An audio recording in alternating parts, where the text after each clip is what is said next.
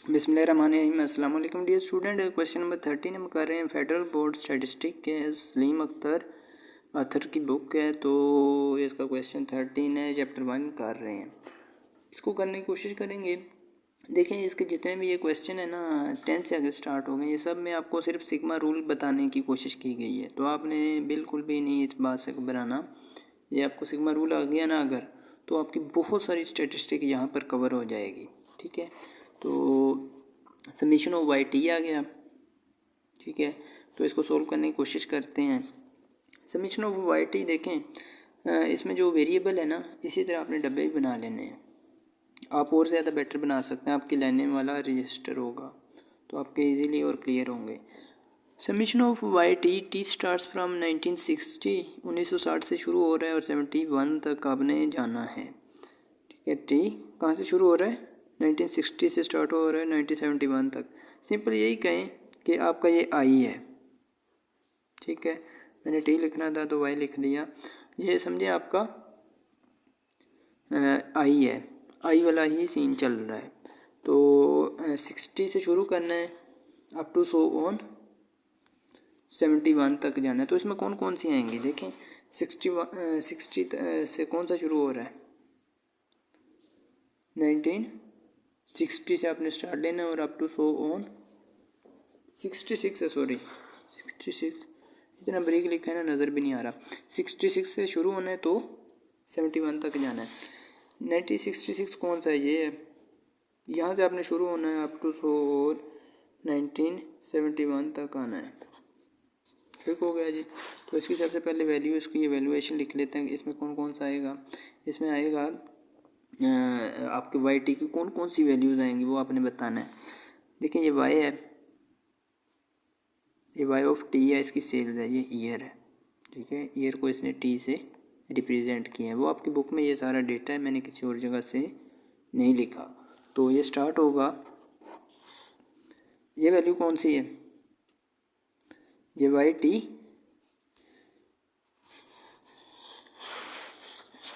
ये Y T की values है, वाई इन बेस टी, और ये इसके ईयर्स हैं। तो कहाँ से शुरू होना है? वाई 1966 से अप टू सो ऑन कहाँ तक जाना है? 71 तक। तो 66 से शुरू लेंगे। वाई 1967, इसमें डेटा ऐड ही होगा ना। सम का क्या मतलब होता है? Sum is equal to summation is equal to sigma. Sigma का मतलब ही एडिशन होता है। Plus Y 1968 plus Y 1969 plus Y 1970 plus Y 1971 plus Y 1972 plus Y 71 तक ही जाना था। ठीक हो गया जी, 1971 तक आ गए। अब ये वैल्यूज़ यहाँ पर आपने लिखनी है। इसकी कौन कौन सी वैल्यूज़ हैं? 4.2 प्लस 5.3 यहाँ से लेकर यहाँ तक, प्लस 6.9 प्लस 7.2 प्लस 7.5 प्लस 8.3। अब इन सबको आपने ऐड कर लेना कैलकुलेटर की मदद से। जो भी आंसर आएगा वो आपका आंसर होगा। अब सेकंड पार्ट कर लेते हैं। सेकंड पार्ट में कहता है कि आपने समीशन लेना है वाई ऑफ टी -3 का, और इसका जो टी है वो स्टार्ट कहाँ से लेना है? 1967 से स्टार्ट लेना है अप टू सो ऑन 1970 तक जाना है।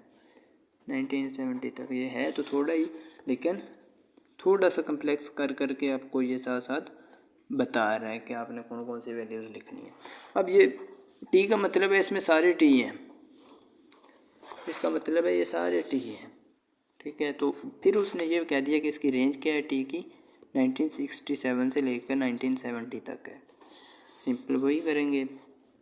वाई 1967 आएगा पहले, -3 प्लस वाई 1968 -3, ठीक हो गया जी, प्लस वाई 1969 -3 प्लस y 1970 -3। कहाँ तक जाना है अपने 70 तक, बस यही यहाँ पर ही रुक जाए। अब इनकी वैल्यूज़ लिखी। 1977 की कितनी है, सॉरी 67 की कितनी है, 5.3 -3 प्लस इसकी कितनी है 68 की 6.9 -3 प्लस 69 की कितनी है 7.2 -3 प्लस 70 की कितनी है 7.5 -3। 5.3 में से 3 माइनस करेंगे तो आपके 2.3 रह जाएंगे, प्लस 6.9 से 3 माइनस करेंगे 3.9 रह जाएंगे, 7.2 से 3 माइनस करेंगे तो 4.2 हो जाएंगे। सिंपली आप माइनस करते जाएं, 7 में से 3 माइनस करेंगे 4 बचेगा तो 4.5 बच जाएंगे। अब इन सबको ऐड कर लेंगे तो आपका रिक्वायर्ड आंसर आ जाएगा। अब इसका थर्ड वाला तो मैं नहीं करूँगा, मैं इसका फोर्थ वाला, बल्कि स्टूडेंट मुझे कॉल आ गई थी तो बीच में ही वीडियो कट होगी, तो हम थर्ड इसका पार्ट करने लगे थे। थर्ड पार्ट में देखें ये आपको दिया गया है, इसके दो तरीके हैं। एक तो ये है कि आप इसका स्क्वायर खोलें और फिर सोल्व करें, लेकिन वो ज़रा लंबा हो जाएगा। दूसरा ये है कि आप इसको स्क्वायर खोले बगैर भी कर लें तो शार्ट हो जाएगा। अब ये 1968 से स्टार्ट हो रहा है, अप टू 1970 तक जा रहा है, तो सिंपली ये बराबर होगा वाई टी, कहाँ से स्टार्ट हो रहा है 1968 से -2 स्क्वायर। अगर आप स्क्वायर खोल लेंगे ना अंदर ही अंदर तो भी हल हो जाएगा, लेकिन वो 3 वैल्यूज़ वाला होगा तो आपके लिए थोड़ा सा डिफ़िकल्ट होगा। Plus y 1969 -2 square up to सोन कहाँ तक जाना है 70 तक, प्लस y 1970 -2 स्क्वायर। ठीक हो गया जी। अब ये सारी वैल्यूज यहाँ पर लिख लेते हैं। 1968 की क्या वैल्यू टेबल से आपने देख लेनी, 68 की 6.9 -2 स्क्वायर, प्लस 1969 की है 7.2 -2 प्लस 1970 की 7.5 -2। ये नहीं डालना था। अब इनको माइनस कर ले, 6 में से 2 माइनस करेंगे तो 4 आ जाएगा, 4.9 का स्क्वायर, प्लस 7 में से 2 माइनस करेंगे 5.2 का स्क्वायर आ जाएगा, प्लस 7.5 में 7 में से 2 माइनस करेंगे तो भी 5.2 आ जाएगा, सॉरी 7.5 आ जाएगा। ठीक हो गया जी। अब इनका स्केल लेके आपने इनको ऐड कर लेना, कोई और ज़्यादा मुश्किल ये नहीं है। अब इसका फोर्थ पार्ट देखें। फोर्थ पार्ट में क्या कहता है कि समीशन ऑफ 2y बेस पे टी स्क्वायर, और टी स्टार्ट हो रहा है 1969 से 1973 तक। अब इसको सोल्व करते हैं।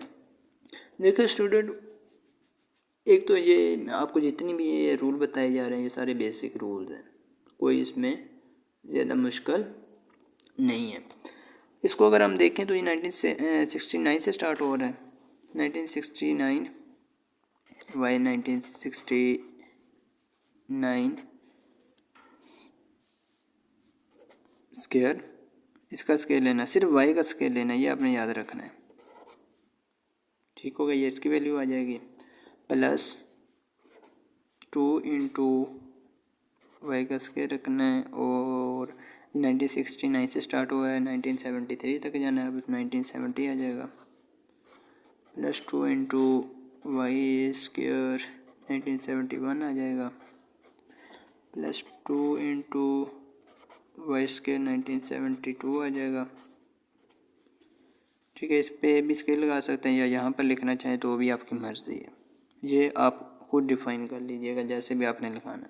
आप बार भी लगा सकते हैं, ठीक है, कोई वो नहीं है कि इससे आपके नंबर कटेंगे।